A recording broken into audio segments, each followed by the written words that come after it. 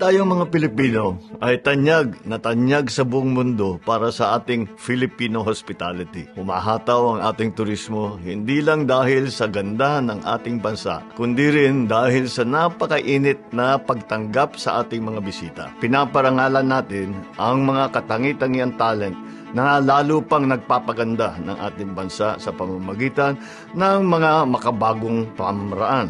Ang Filipino hospitality na ito ay likas sa bawat isa sa ating dahil sa tahanan nagmumula ang pagmaalaga ng mga Pilipino.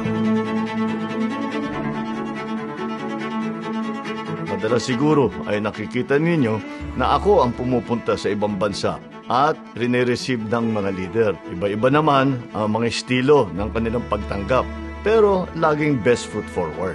May mga kaibigan pa tayo na nagtatanong kung ano naman ang ginagawa natin kapag tayo ay may tinatanggap na foreign leader dito sa Malacanang. Hindi nyo na siguro napapansin ang mga detalye nito, kaya ako na ang magkikwento sa inyo tungkol sa Filipino hospitality practices dito naman sa palasyo.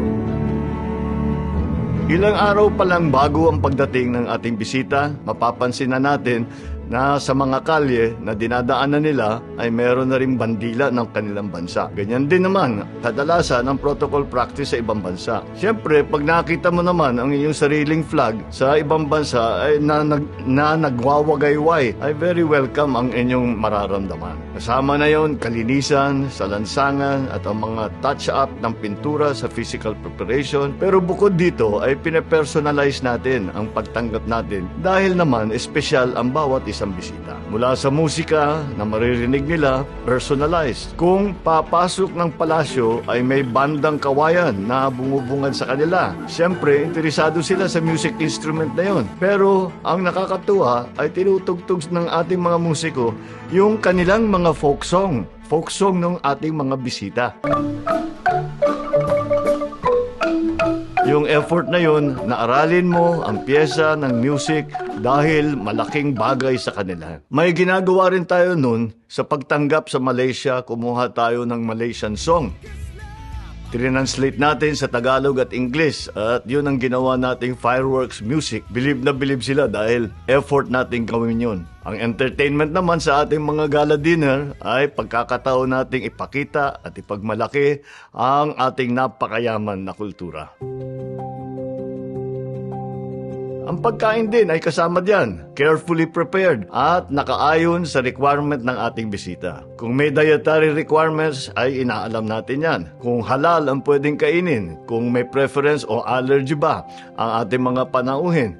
Lahat yan ay kailangan malaman natin. May mga binibigay din tayo ng mga regalo sa ating mga bisita. Ito ay mga local crafts natin na mula sa iba't ibang bahagi ng bansa dahil napakaganda naman yung gawang Pilipino. Ito ay hinahanap talaga ng ating team at hindi lang ito yung basta-bastang mabibili sa mga mall. Love local talaga at importanteng mabida natin ang gawa ng mga MSMEs.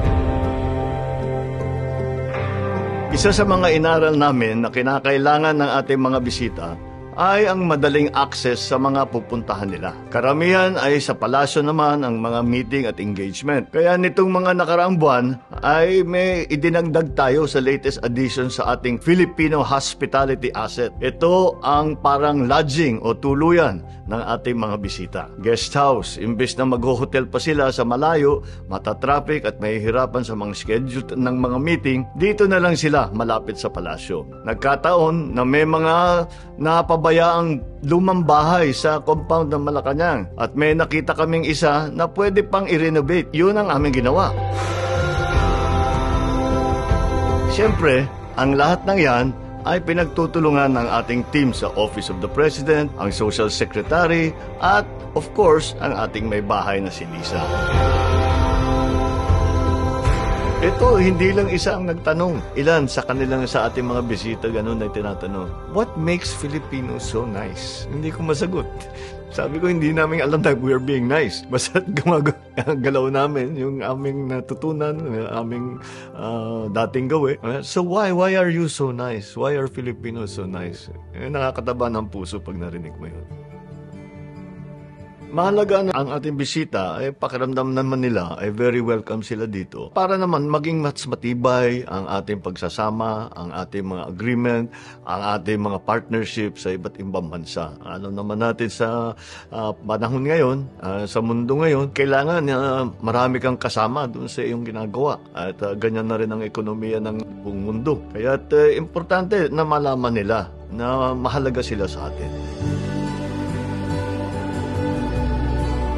Ang Filipino hospitality ay katangian na noon pa man ng bawat Pilipino. Isabuhay pa natin ito at lalo pang paghusayan. Ito ang mahalagang sangkap sa ating biyahe tungo sa bagong Pilipinas.